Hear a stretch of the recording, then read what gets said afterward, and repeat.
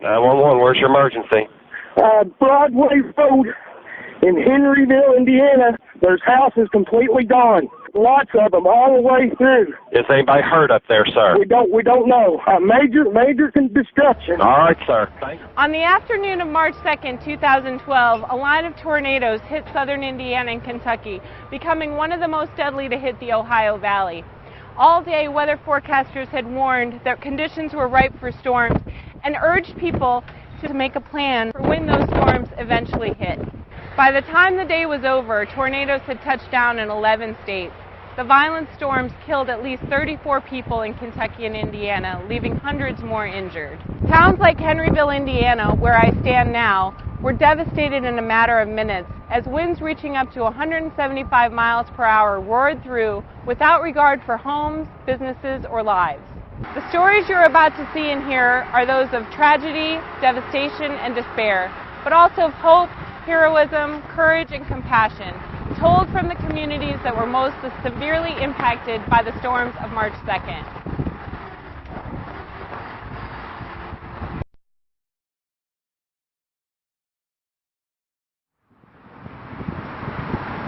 I'm Paul Miles reporting, and this is what the National Weather Service had to say. A tornado is on the ground.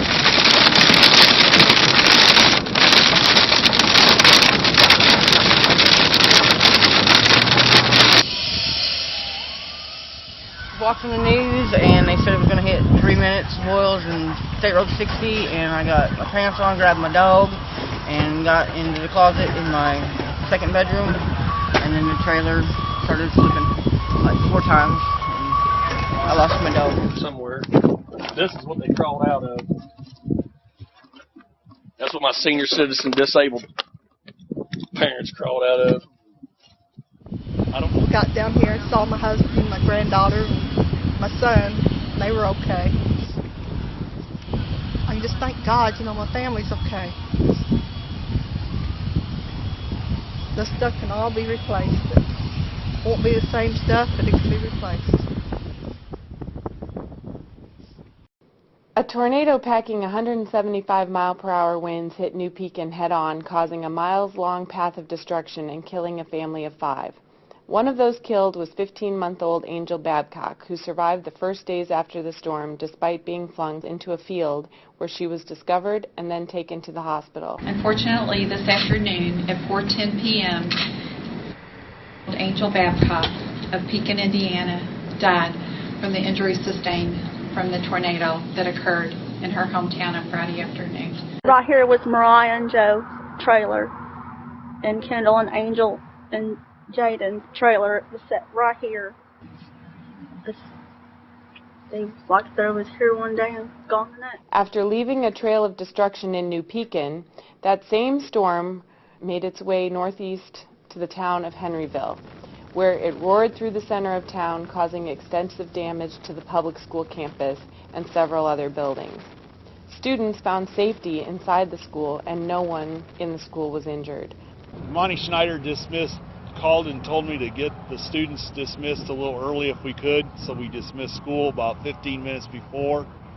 The buses left about 8 minutes later, and then about 22 minutes after that, the tornado hit. But we had buses that came back to us, and so we got 11 students and a bus driver in my area, and he got another student and a bus driver in his area. We had 85 total people in our complex. State Police did a great job of escorting us out and getting us to the community center. We were in the car and we were just right down there, and it didn't hit us, but the windshields broke in, and we got in the back seat and waited for a break in the storm and ran to a house. And then it passed, and then it came another one, and we got 2 little babies and their mom and a little boy back home safe, and we were in their basement until the other one, and now we've just been trying to find the people we love. Make sure my mom's okay. Last we're time okay. They heard from us, they thought in the we car. They didn't know if we were okay or not. But they had no idea. So what's going through your head when you see this school? How am I supposed to go to Bio AP? That's my favorite class. I just want to graduate, and most kids my age hate school, but I love school and I like learning. And now I can't learn. At first all we could see was the broken trees and all that. and our hearts start to sink, but then above it was the cross showing, and that told us that the church was still here, and for us as people of faith, that's a blessing from God. So we came down here just checking out things, checking the damage, and we seen the dad walking up the hill here, and we stopped and ran over to him and stuff, and I asked him how he was doing and stuff, the shape he was in. He said he's having a hard time breathing and everything, and I asked him if he was by himself, and he said no, his family was down there, and his family was just buried in that stuff. Everything's cleaned up now, so I mean, he was in the middle right in this.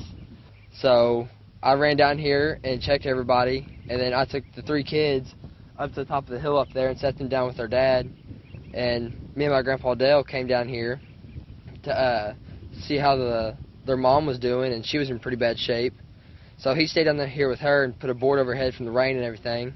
So the time I was getting help, the second tornado came through, and he was down here covering her with a board and covered himself up as best he could. I was on my way back here, and the second one came through, and I was just getting beat up and busting my head open, and it bruised my arm a little bit. And was it hail? The hail yeah. Was coming. How big was the hail? About softball size, at least softball size. One of the more extraordinary stories of the tornado was that of Stephanie Decker, who used her body to shield and almost certainly save the lives of her 2 children as the 3 huddled in the basement of the family's Henryville home. Grabbed the children, went to the basement, started to feel our house rattle and shake. So I grabbed the kids. We went to the very back of the basement by steel beams, and I wrapped them up in a comforter that I had and actually tied the comforter together. So the 2 of them were in there together. I looked out the window to the left, saw the debris, the wind, 1 window broke, and I knew, there it goes. We go with the tornado. We didn't move very far, stayed in the basement, but the house was completely gone. Debris was flying on me. I was around my children, holding them tight as the pillars, the steel beams, the bricks, everything from the house was hitting me in the back. I remember having a steel beam fall right on my leg. I didn't know that I was really hurt until it had stopped. Leaving Henryville, the tornado continued northeast to Marysville. There, a visit to Grandma's house may have saved a young lady's life. Right here's the doorway. This would be the front room. That would be our bedroom. That little area would be our kitchen. That would be the hallway. That would be my daughter's room. And that pad right there would be my garage. I'm glad I found my daughter and my mother alive under a mattress in that room in the corner, and that's all I really was caring about. I didn't care about nothing else. So we're standing in the kitchen here. Yeah. The roof's gone. And this happened to be when my daughter does come and stay with her. This was my daughter's room, and I got a phone call. She said, "Daddy, the roof's coming off." The phone went dead, and as I got over here to them,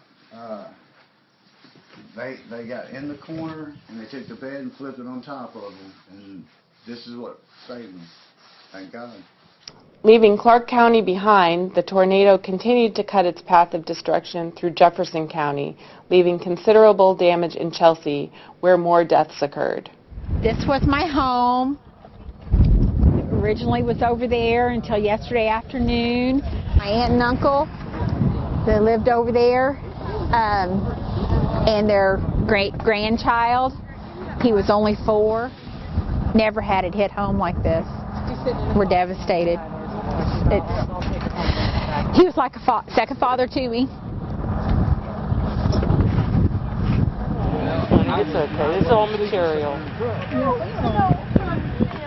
After cutting a path some 65 miles long and at times a half a mile wide, the twister crossed the Ohio River and weakened as it went another 3.4 miles through Kentucky's Trimble County.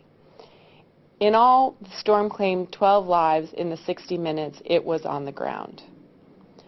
Some 90 minutes after the southern Indiana EF4 tornado dissipated, and about 150 miles to the southwest, The town of West Liberty, Kentucky was about to be hit by a twister, not quite as strong as the first, but one that was also deadly.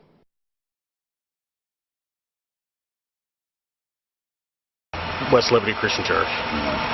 We're a church of about 100, 120 people, and the building was a National Historic Structure.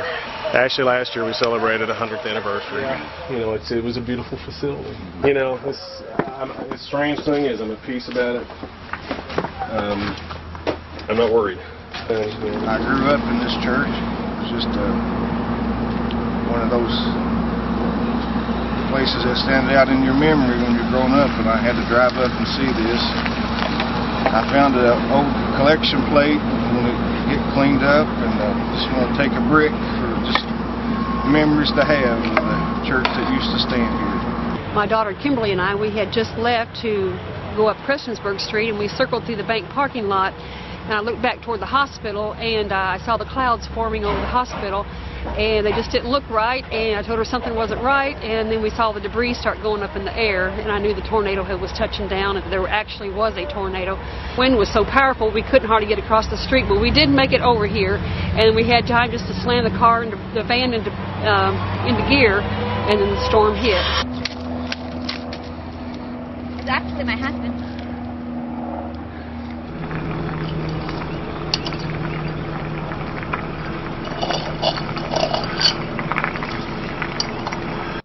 Among the 17 tornadoes that set down in Kentucky and Indiana that day, 2 were in northern Kentucky and claimed 4 lives. Indeed, we gather here as a people who suffer, and also a people who know that we are radically dependent upon God's mercy and love. We gather here as a community that has been struck in many ways. As undoubtedly you all know, our St. Mary Church was destroyed in the storms that took place on Friday night. And so we have to face that loss.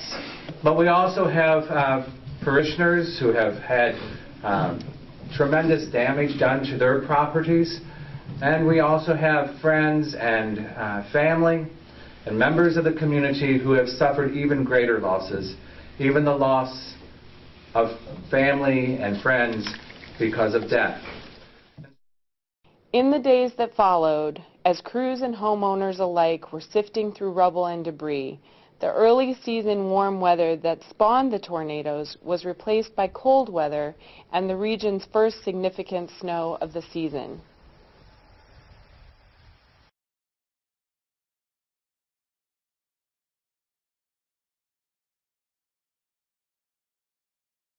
As recovery begins, many individuals and agencies alike have donated their time, goods, or materials to the rebuilding process to help begin the long process of restoring normalcy to places like New Pekin, Henryville, Chelsea, Marysville in Indiana, and West Liberty, East Bernstadt, Piner, Salyersville, and Owingsville, Kentucky. Right now we're helping get the property cleaned up. This is my parents' house that actually got blown away in the storm. One way or another, you know, all of this needs to go, so here we got volunteers that are helping out. And my dad was the one fatality in Henryville. Just do whatever we can to serve them and love on them. And they showed up this morning with, I don't know, 20 or 30 people, and they've all been working all day. Just volunteering out of the kindness of their hearts to come out here and help our family out, and it just means the absolute world to us. To my mom who survived, she was in the storm here as well, but she survived and got out of the hospital a couple of days ago. She's doing all right. But it means a lot to her and my sister and myself who, you know, we're just trying to help my mom rebuild and be able to get something of her life back. The knowledge, knowing that I'm doing what the Lord tells us to do, and that's go out and help our brothers and sisters in need. And that's the only thing I need out of it, and it beats a paycheck any day.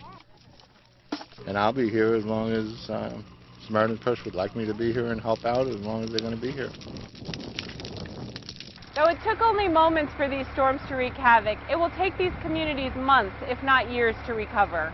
I'm Jessie Halliday with the Courier-Journal and CourierJournal.com.